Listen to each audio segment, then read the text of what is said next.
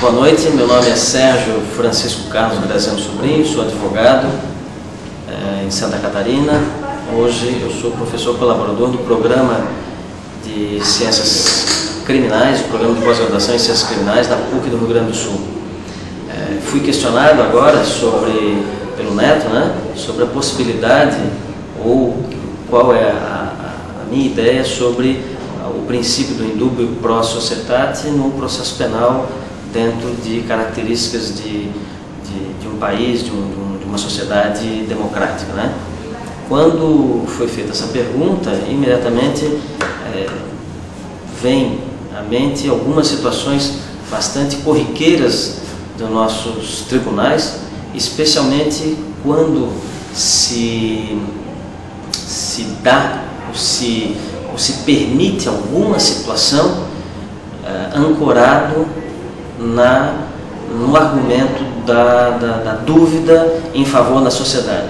É um princípio criado para um recurso retórico criado efetivamente para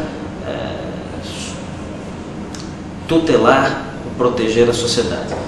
Esse recurso, vamos dizer assim, esse recurso retórico, argumentativo, ele é normalmente usado para decretação de prisão, para recebimento de denúncia e com mais ênfase numa fase chamada uma fase intermediária, no momento em que há uma sentença de pronúncia, uma fase intermediária do processo penal de tribunal do júri, em que o magistrado diz que o juiz natural para decidir a causa é o tribunal do júri, os 7 jurados, e a ele não competiria então decidir se o réu deveria ou não ser absolvido, ou deveria ser absolvido pelo princípio do indubio pro réu, deixando então a sociedade decidir.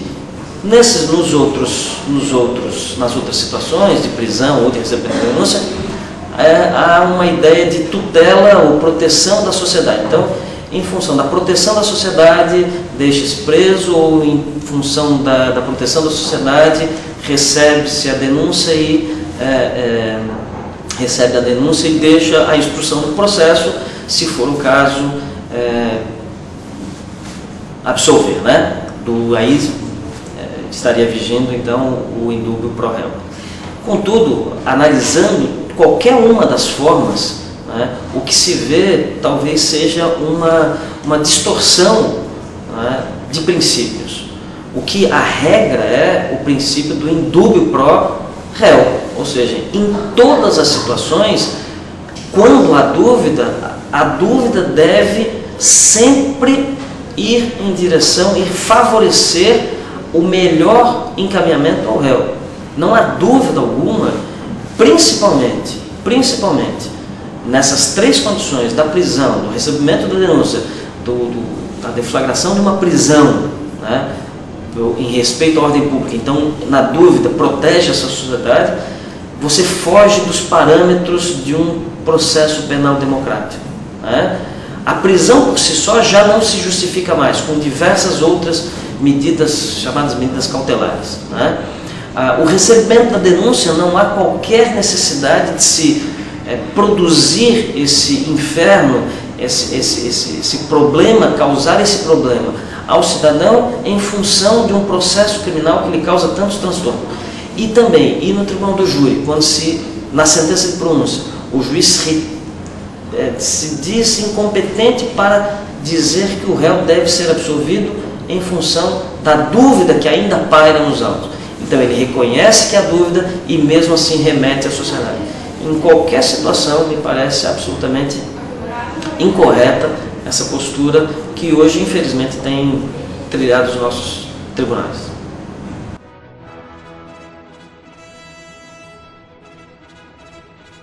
Bom, meu nome é Paulo de Tarso Brandão, sou atualmente professor dos cursos de mestrado e doutorado da Univale, Itajaí.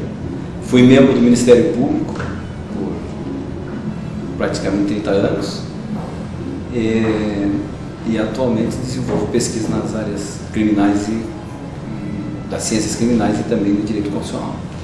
Bom, a pergunta sobre como funcionaria o pro societate,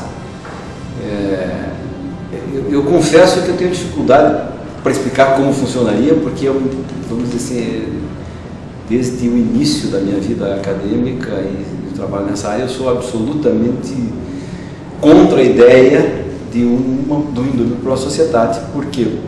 Primeiro porque isso inverte completamente a lógica do sistema penal.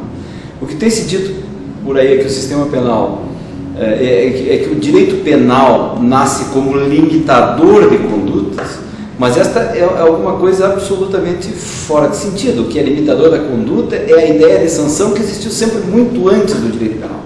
O direito penal nasce, tem a sua origem em data marcada, começa exatamente no iluminismo, com autores como Bentham, como Beccaria, e tem uma finalidade específica, que é garantir o cidadão acusado face à eventual arbitrariedade do Estado. Então o direito penal nasce com o signo da garantia.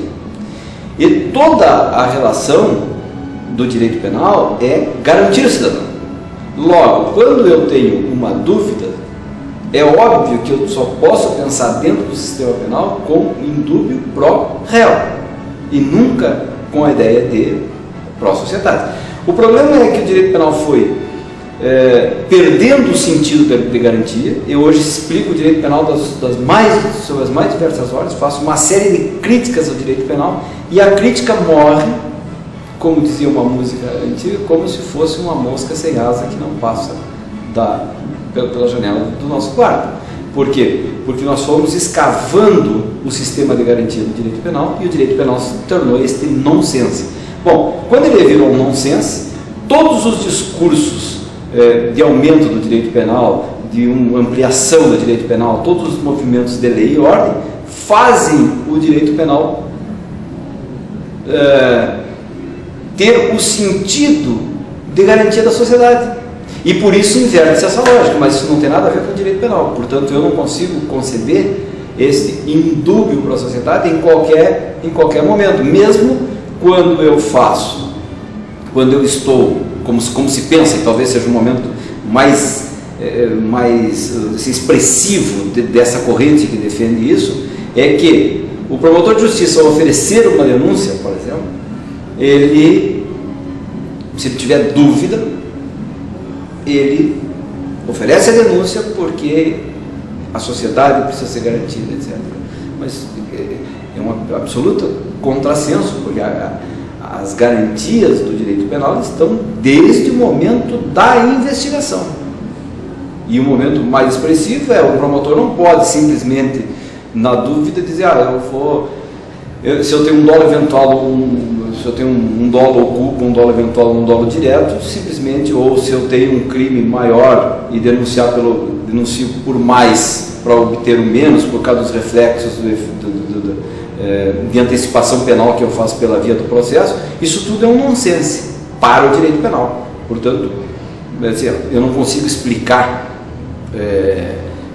como se utilizaria isso, porque para mim ele é um nada jurídico, isso não existe, isso é uma concepção que se perde da finalidade do direito penal.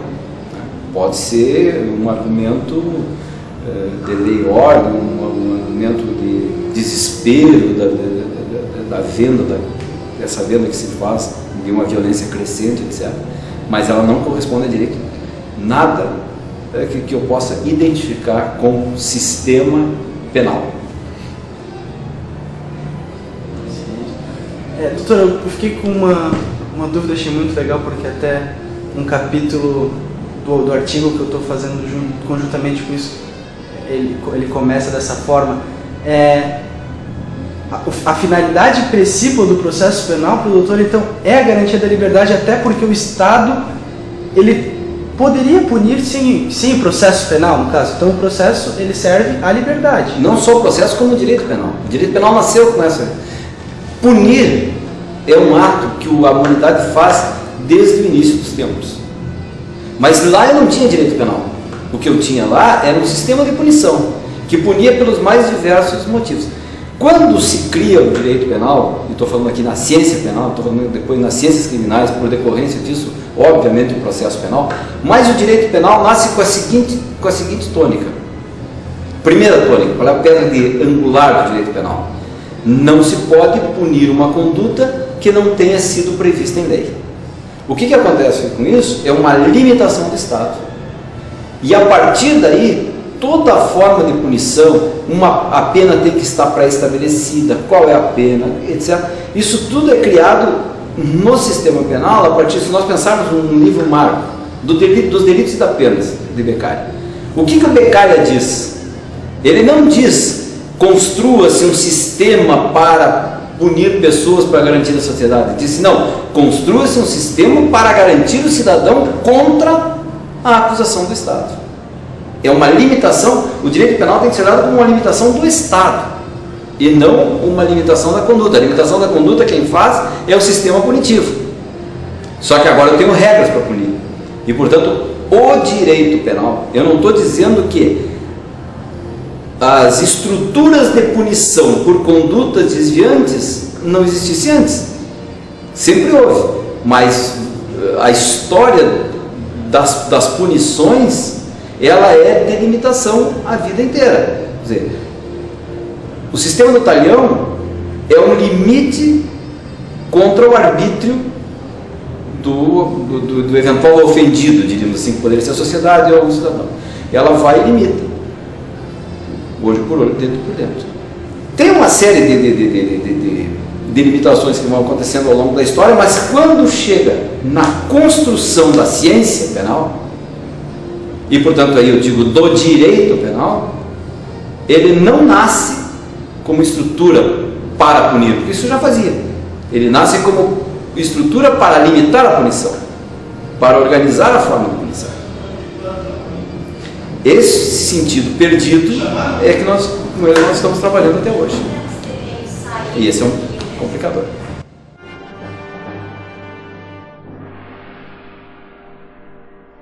Meu nome é Maurício Ginter, eu sou advogado criminalista, professor de Direito Penal e Criminologia. Mas meu campo de estudo é política criminal. A questão do indúbio pro sociedade é uma não questão, porque não tem como você tratar juridicamente algo que juridicamente não existe.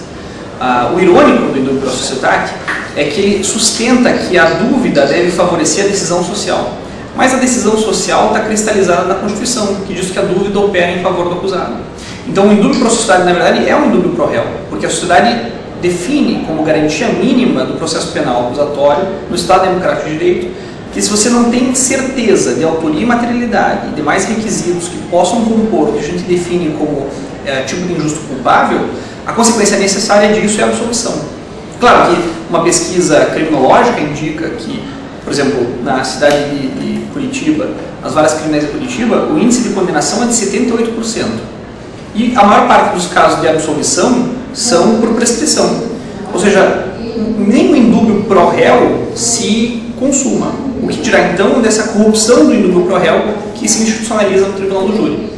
A minha impressão ética dessa opção é de que isso permite que os juízes das varas, do tribunal do júri deem uma de Pôncio Pilatos contemporâneo. Eles lavam as mãos em relação à censurabilidade e mesmo diante de pessoas que eles sabem ter frágeis indícios ou mesmo demonstrações suficientes de falta de antijuridicidade, por exemplo, situações aparentes de legítima defesa ou de estadicidade que ele poderia incluir aí como causa de justificação do homicídio doloso, eles simplesmente negligenciam isso e jogam para a massa, jogam para o povo decidir. Então, abre um espaço de conveniência, de oportunismo antiético para o juiz das varas do tribunal do júri.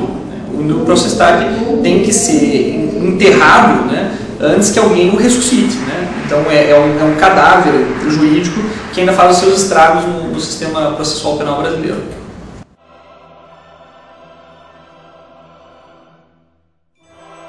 Meu nome é Fernando de Castro Faria, juiz de direito, lotado aqui no primeiro Juizado Especial Civil de Joinville, e tive uma atuação por muito tempo na área criminal e leciono a disciplina de processo penal também na graduação. Bom, a respeito do princípio indúbio pro societate, eu tenho minhas reservas quanto à sua aplicação, porque, na verdade, o que o juiz deve verificar para proferir a sua sentença de pronúncia é, além da prova da materialidade, a existência de indícios suficientes de autoria para levar aquela pessoa ao julgamento pelo tribunal do júri.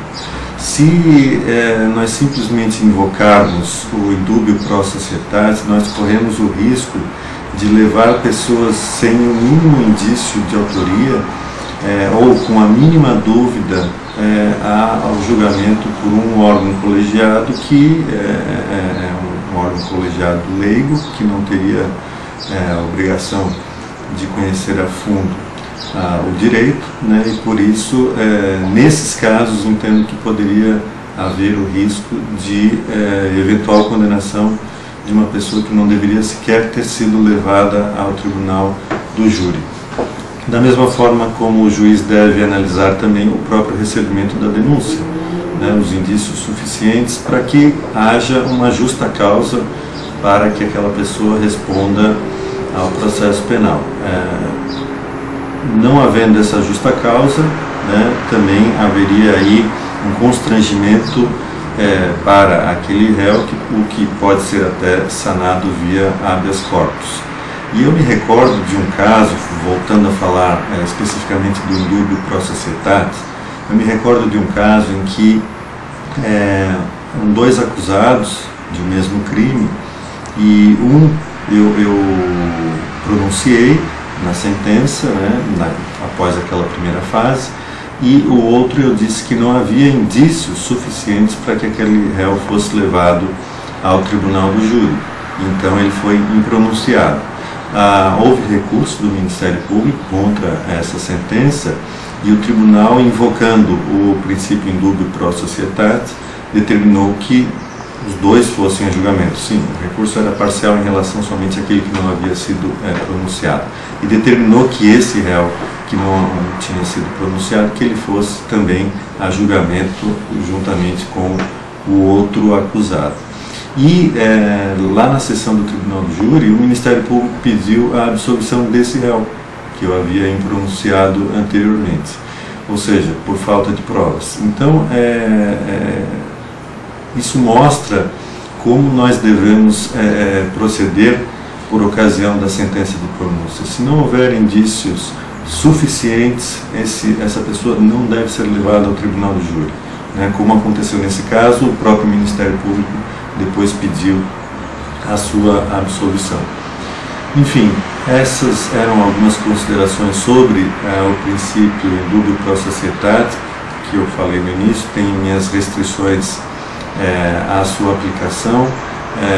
Creio que de tanto que foi repetido ao longo de décadas e décadas e décadas, acabou se tornando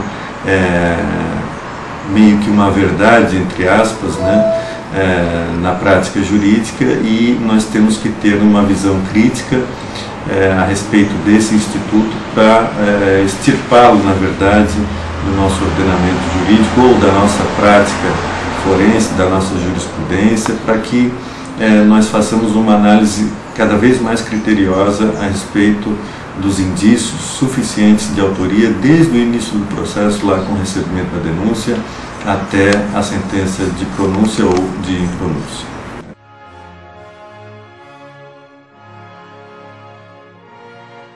Rogério Nascimento, Procurador Regional da República, professor de Direito Constitucional e de Direito Penal.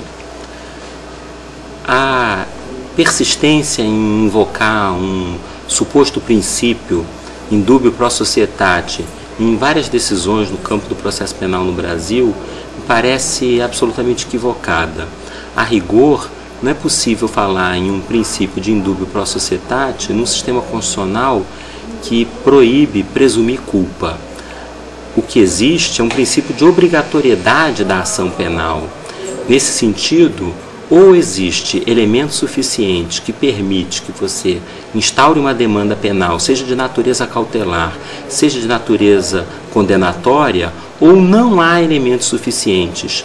Não se trata de decidir com base em dúvida, ou da dúvida ser a favor de um sujeito ou de outro sujeito, do sujeito da acusação ou do sujeito da sociedade. Esse paralelo com a regra de julgamento, de absolver quando não há prova fundada da culpa, é um equívoco e uma distorção. Se há elemento suficiente, não é possível negar que se submeta a matéria a uma decisão jurisdicional. O que está em jogo é o acesso à justiça, o acesso à justiça penal.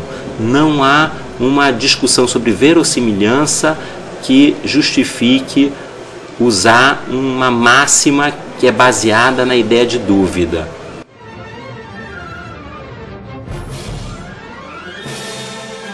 Meu nome é Leonardo Pereira de Oliveira Pinto, eu sou conselheiro estadual da Ordem dos Advogados do Brasil, seccional de Santa Catarina, e vou falar um pouquinho para vocês sobre o indúbio pro societate.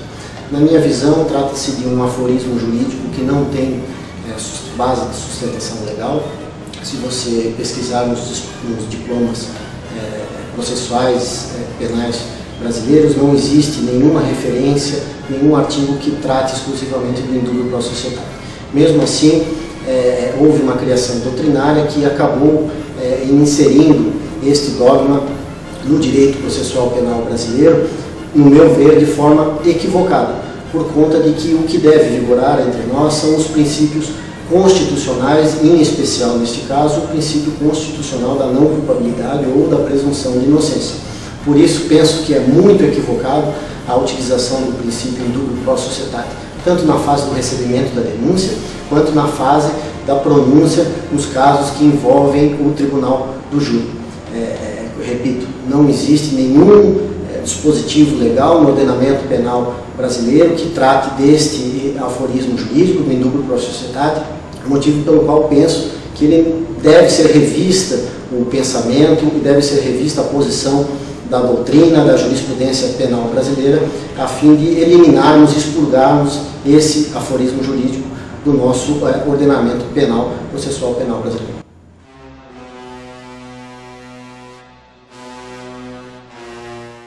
Alexandre Moraes da Rosa, professor da Universidade Federal de Santa Catarina. A pergunta que foi me formulada é se podemos usar no processo penal indúbio pro societate.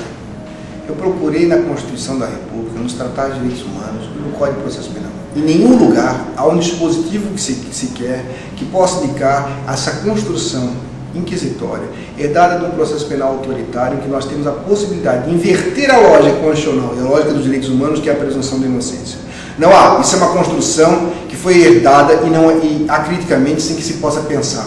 Vamos ao rol da Constituição, em nenhum momento não se fala em indúbio pro societate, mas somente em não culpabilidade ou presunção de inocência para aqueles que entendem uma tradição mais cristã. De sorte que esse é um mecanismo retórico utilizado para que nós possamos, como julgadores, no caso que eu acumulo as duas funções, poder julgar com maior facilidade. Quando se tem dúvida em relação à situação, se joga nessa cláusula em branco, que é indúbio pro societate, para prender cautelarmente, deferir buscas cautelares, medidas cautelares e fundamentalmente no júri, naquela decisão de pronúncia que não é nem uma decisão de mérito, nem uma decisão de nada, ou seja, os juízes não sabem o que é aquela decisão e ficam inventando que é uma decisão do meio do processo, em que o juiz, para evitar entrar em qualquer discussão defensiva, joga, arremessa a questão para o plenário, dizendo que é o juiz natural em nome do indúbio pro societate. Só que indúbio pro societate, se você procurar nos manuais, não tem base normativa. Se você procurar nos manuais, é só a repetição do que veio antes, o que veio antes, o que veio antes, o que veio antes, e o que veio antes é um processo penal autoritário incompatível com a Constituição.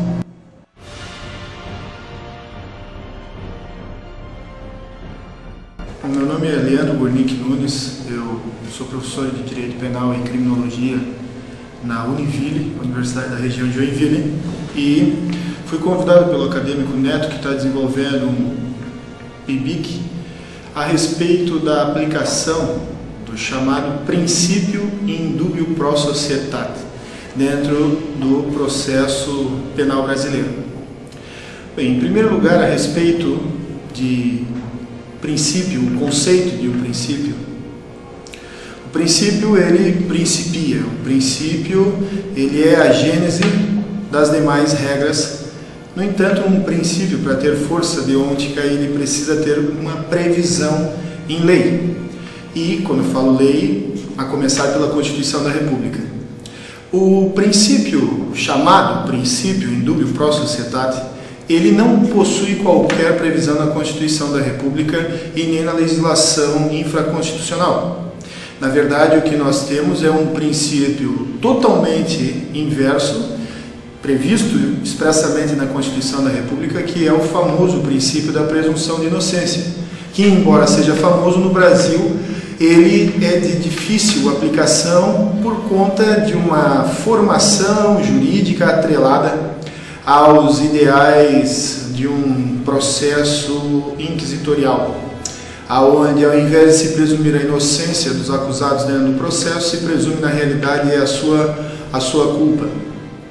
A respeito do indubio pro societate, então, o primeiro ponto a se destacar é que ele não tem base legislativa, ele não encontra amparo em lei. Muito bem, então, de onde vem esse princípio indubio pro societate? Vem justamente de um modelo de processo penal de natureza inquisitorial. Essa é a raiz do problema. Vem também das ideologias de defesa social que estão atreladas a essa matriz inquisitorial, aonde se faz uma separação maniqueísta entre acusado, réu, que seria de antemão considerado culpado, e a sociedade, composta por nós, cidadãos de bem, que precisamos ser protegidos através da prestação jurisdicional. E isso é um grande problema, porque não há como fazer essa divisão. Todos fazem parte da sociedade, então não há como a sociedade se contrapor ao indivíduo, porque ela estará ferindo ela mesma, é uma questão de lógica pura. A respeito do indubio pro societate, na prática, a gente percebe ele principalmente em dois momentos dentro do direito processual penal brasileiro. O primeiro momento, que seria o recebimento da denúncia, onde se fala que no momento do recebimento da denúncia não vai existir um exaurimento a respeito da responsabilidade penal do acusado, aonde basta a prova material da ocorrência do fato e indícios de autoria. E aí, nesse momento, a dúvida existente, ela seria usada em favor da sociedade.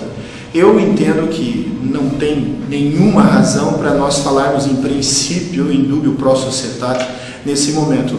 Na verdade, o que justifica a deflagração da ação penal quando existe prova material do fato e indícios de autoria é o princípio do livre acesso ao poder judiciário. E aí, então, a partir dessa suspeita, se fará um devido processo com ampla defesa contraditória. E ampla defesa constituída também de autodefesa e defesa técnica, não só uma nem a outra.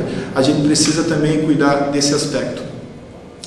E o outro momento em que o indubio pro societate é muito utilizado é no momento em que o juiz, nos casos de competência do tribunal do júri, ou seja, quando envolve crime doloso contra a vida ou conexo, ele irá decidir se pronuncia ou não o acusado, ou seja, se o acusado deve ir ou não a julgamento perante o Tribunal Popular, o famoso Tribunal do Júri.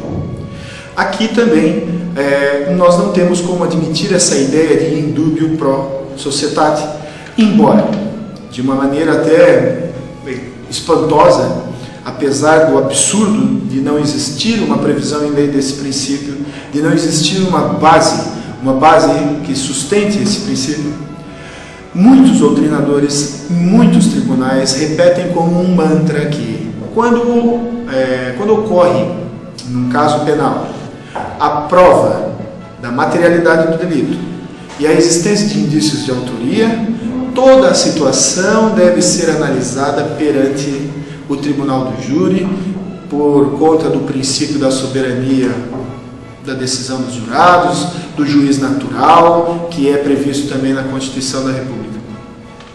Aqui a gente precisa tomar muito cuidado. Não há dúvida que, a partir da Constituição da República, os crimes dolosos contra a vida e conexos devem ser julgados perante o tribunal do júri. Isso está correto, isso encontra amparo na lei. No entanto, nós não podemos nunca deixar que o tribunal do júri, que é tradicionalmente composto por pessoas sem a mínima formação jurídica, decidam questões tão específicas como a análise da prova da autoria. E aí, não raro, e eu já tive essa infeliz experiência de ver uma pessoa, dentro de um processo que não existia sequer indício de autoria, ser condenado. Condenado com base em quê? condenado com base nos seus antecedentes criminais. Então, aquele sujeito estereotipado por uma conduta de vida desviante, ele acabou recebendo essa responsabilidade por um fato que ele não tinha praticado. E essa não é uma situação rara nos julgamentos do nosso país. Então, com todo respeito às opiniões contrárias, que me parecem ser majoritárias, o fato é que o tribunal do júri deveria simplesmente fazer um juízo de clemência ou não. Ou seja, o juiz de direito decidiria a questão probatória, o juiz de direito decidiria as questões relacionadas à especificidade das qualificadoras, mas o tribunal do júri simplesmente diria se absolve ou não o acusado. Esse é o momento em que o júri exerce a sua soberania. Eu não posso atribuir ao jurado, naquele contexto brevíssimo de um julgamento, que via de regra é um julgamento muito breve, e via de regra as partes elas têm pouco tempo para detalhar tudo o que ocorre dentro dos autos. Existe uma série de circunstâncias que só mesmo quem trabalha no tribunal do júri sabe do que eu estou falando. Então, em face desse contexto todo, a gente não pode deixar nas mãos dos jurados a árdua tarefa de absolver ou de condenar uma pessoa no que diz respeito à análise das provas. Isso o juiz de direito preparado, presumidamente capacitado, deve fazer. O jurado então deveria simplesmente julgar se absolve ou mantém o entendimento de que o réu deve ser condenado. É para isso que o tribunal do júri serve, ou deveria servir. Hoje, o tribunal do júri ele acaba sendo um terreno pantanoso, onde tudo pode acontecer e pode acontecer de forma errada, ou seja, pode acontecer com violação do Estado Democrático de Direito. Pode acontecer por conta da eloquência do acusador, pode ocorrer por conta da eloquência do defensor, e esse não é o objetivo de ninguém, de nenhuma pessoa que tenha o mínimo ético em sociedade. Por isso, de uma forma bem expressa, eu reafirmo que o indúbio pro societate ele não tem fundamento legal e ele deveria ser extirpado de decisões e de obras teóricas, doutrina a respeito de direito processual penal. Já existem doutrinadores que pensam dessa forma e a gente deve ampliar. Por isso, um mérito da pesquisa feita pelo Neto, no sentido de analisar os aspectos teóricos e práticos dessa excrescência chamada indúbio pro societate.